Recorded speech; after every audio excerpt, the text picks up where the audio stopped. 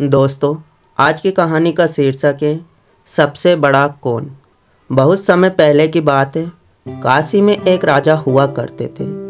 उस राजा की शिक्षा और स्वभाव दोनों ही अच्छे थे।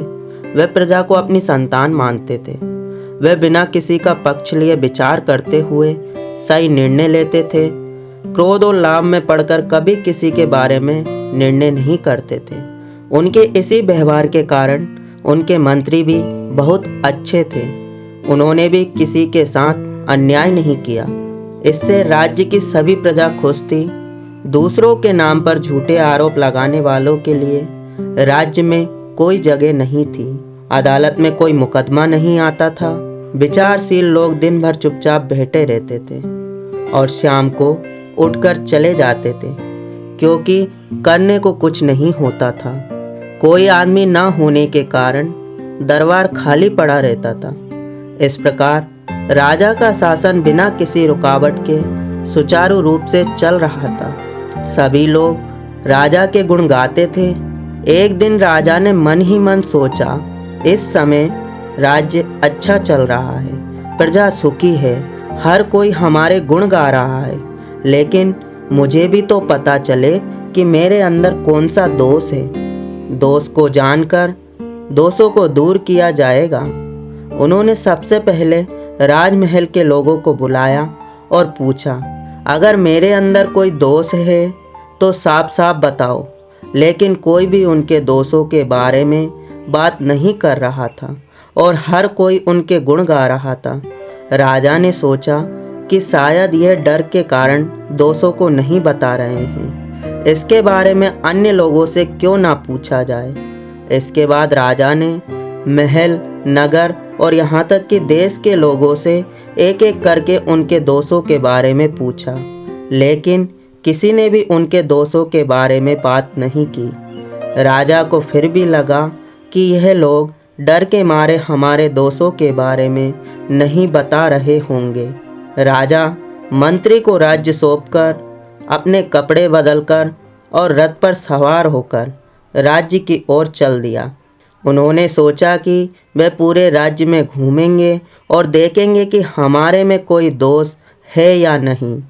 वे घूम घूम कर राज्य की अंतिम सीमा तक गए और खोजबीन में कोई कसर नहीं छोड़ी, लेकिन किसी ने भी उनके दोषों के बारे में बात नहीं की। सभी ने उनके गुणों की प्रशंसा की। फिर उन्होंने सारथी को रथ को राजधानी की ओर मोड़ने का आदेश दिया। सारथी ने रथ घुमाया और उधर चल दिया। इधर कौशल राज का राजा भी अपने अपराधों का पता लगाने के लिए इधर उधर घूम रहा था। वह अत्यंत धार्मिक राजा था। उस पर भी कोई दोष न मिलने पर वे भी अपनी राजधानी की ओर वापस जा रहे थे। संयोगवश इन दोनों राजाओं के रथ अलग अलग दिशाओं से आते हुए एक ढलान पर आ गए, जहां से निकलने का कोई रास्ता नहीं था। एक रथ को हटाकर कुछ दूर ले जाने के अलावा कोई विकल्प नहीं था। कौशल साम्राज्य के सारथी ने काशी साम्राज्य के सारथी से कहा, आप अपना रथ वापस ले जाएं। उन्होंने उत्तर दिया, आप अपना रथ घुमाइए, काशी के राजा हमारे रथ पर हैं। कौशल राज्य के सारथी ने कहा, हमारे रथ में कौशल के राजा हैं, आप ही अपना रथ स्वयं हटा लें। काशी राज्य के सारथी ने सोचा, अच्छा यह भी कोई राजा है, अब किसका रथ वापस हटाया जाए। खैर, उनमें जो छोटा है उसे अपना रथ घुमाकर दूसरों के लिए रास्ता साफ करना चाहिए। उसने कहा, तुम्हारे राजा की उम्र क्या है। जब उन्हें उत्तर मिला तो दोनों राजा उम्र में बराबर थे। फिर एक बार धन, सत्ता और ऐश्वर्य के बारे में पूछने से पता चला कि कोई भी किसी से किसी भी चीज़ में कम नहीं है, दोनों बराबर हैं। तब काशी राज्य के सारथी ने सोचा कि इन दोनों में से जो चरित्र में बड़ा होगा उसका रथ आगे बढ़ेगा। उसने कौशल राज्य के सारथी से पूछा, तुम्हारे राजा का चरित्र कैसा है। कौशल राज्य के सारथी ने कहा, सुनो, हमारे राजा बहुत अच्छे चरित्र के हैं, सख्त से सख्त और दयालु से दयालु, संत से संत, सम्मानीय से सम्मानीय, लेकिन नीति इस महान राजा की सर्वोच्च निपुणता है। इसे संक्षेप में समझाना बहुत कठिन है। अब अपना रथ हटाओ और अपना मार्ग छोड़कर अपना हठ छोड़ने का कार्य करो।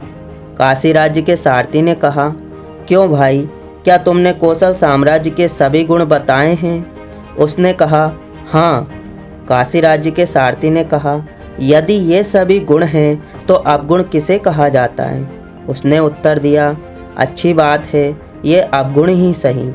आपके राजा में क्या गुण हैं, हमें भी तो पता लगे। काशी के सारथी ने कहा, तो सुनो। काशी के राजा क्रोध को प्रेम करके जीत लेते हैं और दुष्टों को धर्म दिखाकर जीत लेते हैं। दान वीरता से अहंकारियों को जीत लेते हैं। सत्य की सहायता से असत्य को जीतने में उनकी कोई बराबरी नहीं है। यह सुनकर कौशल के राजा और उनका सारथी सोचने लगा कि सच तो यह है कि जो बुराई का सामना बुराई से करता है वह महान कैसे बन सकता है। महान वह है जो दुष्टों के साथ अच्छा व्यवहार करता है और अपनी विनम्रता से उसकी दुष्टता पर विजय पाता है। यह सोचकर उन्होंने मन ही मन काशी राज्य की महिमा की प्रशंसा की। वह दोनों रथ से नीचे आ गए। उन्होंने काशी के राजा को प्रणाम किया। उन्होंने अपना रथ घुमाया और उनके रथ के लिए रास्ता साफ कर दिया। दोनों राजाओं ने आपस में बातचीत की, फिर दोनों अपनी अपनी राजधानियों को चल दिए।